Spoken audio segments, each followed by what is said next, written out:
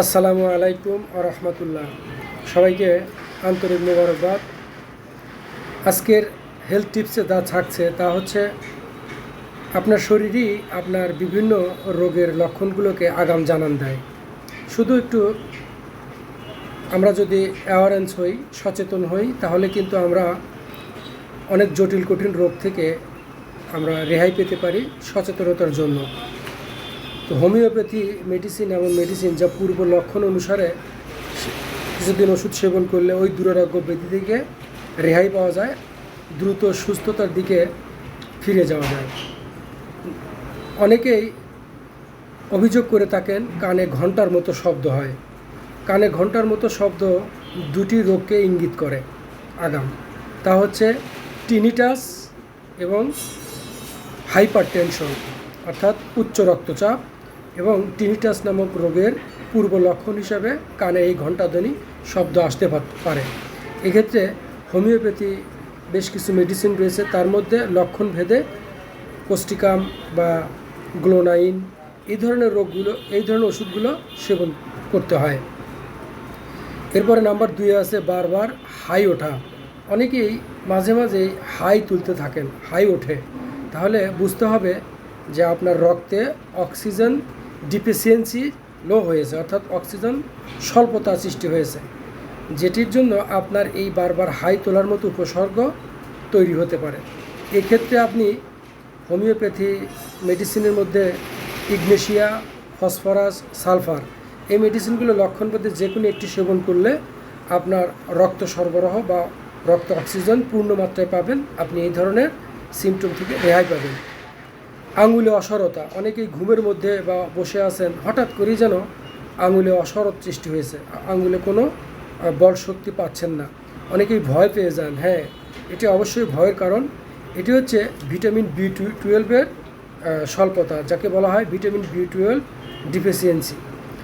তো এক্ষেত্রে হোমিওপ্যাথিতে দুইটি ওষুধ আমি উল্লেখ করব, লক্ষণভেদে একটি ওষুধ সেবন করা যায়, সেটি হচ্ছে কোস্টিকাম এবং ক্যালিফস। এই ওষুধগুলো একটি ওষুধ সেবন করলে আপনার এই ভিটামিন B12 মতো সমস্যা থাকলে সেটা সমাধান হবে। এর নাম্বার 3 যেটি আছে পা ফুলে যাওয়া, অর্থাৎ যাদের পা ফুলে যায়, মানে বসে থাকলে, দীর্ঘক্ষণ বসে থাকলে বা রাতে পা ফোলার মতো উপসর্গ তৈরি হয়। এক্ষেত্রে কিন্তু আপনার ভিতরে লিভার, কিডনি ইনভলভমেন্ট মতো উপসর্গ তৈরি হতে পারে।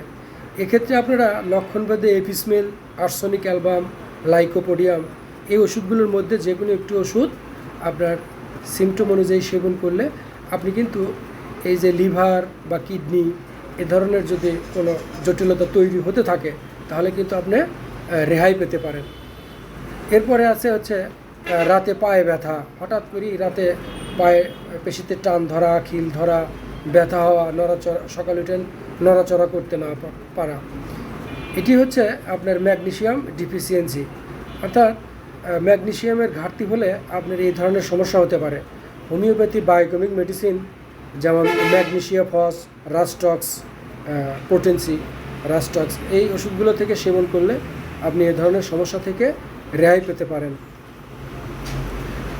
অতীব চুল পড়া, এরপরের যে বিষয়টি আছে সেটি হচ্ছে অতীব চুল পড়া। অনেকেই প্রাপ্তবয়স্ক অর্থাৎ 16 বছর পর থেকে 20 বছর বা 24-25 বছরের ছেলেমেয়েরা অনেকেই কমপ্লেন করে থাকেন যে তাদের অতিমাত্রায় চুল ঝরা শুরু হয়েছে।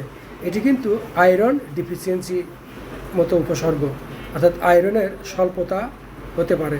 তো আয়রনের স্বল্পতার জন্য হোমিওপ্যাথিতে মেডিসিন রয়েছে নেট্রামিওর, ফসফরাস, সিভিয়া।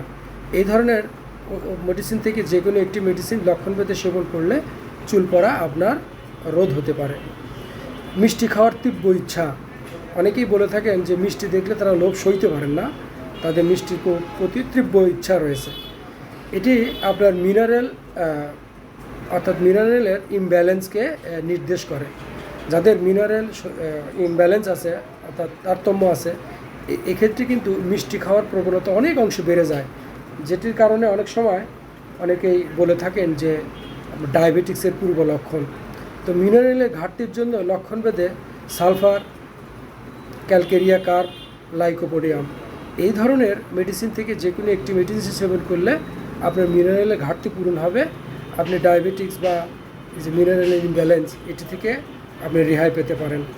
তো হোমিওপ্যাথি হচ্ছে একটি শ্রেষ্ঠ মাধ্যম, সেটি আপনার সিমটমের উপরে আপনার যে কোনো রোগের আপনার চিকিৎসা হয়ে থাকে। এর সম্পর্কে আরও বিস্তারিত যদি আপনি জানতে চান, অবশ্যই কমেন্ট বক্সে আপনি আপনার নাম লিখে আপনার সমস্যা বলবেন, অথবা ইনবক্সে, অথবা আমাকে ফোন করলেও আমি সাধ্যমতো চেষ্টা করব এই সমস্যাগুলোর সঠিক সমাধান বলে দেওয়ার। বা হোমিওপ্যাথি সম্পর্কে যে কোনো প্রশ্ন থাকলে আপনি আপনার প্রশ্ন করতে পারেন। সবাইকে আন্তরিক মোবারকবাদ। আসসালামু আলাইকুম ওয়া রাহমাতুল্লাহ।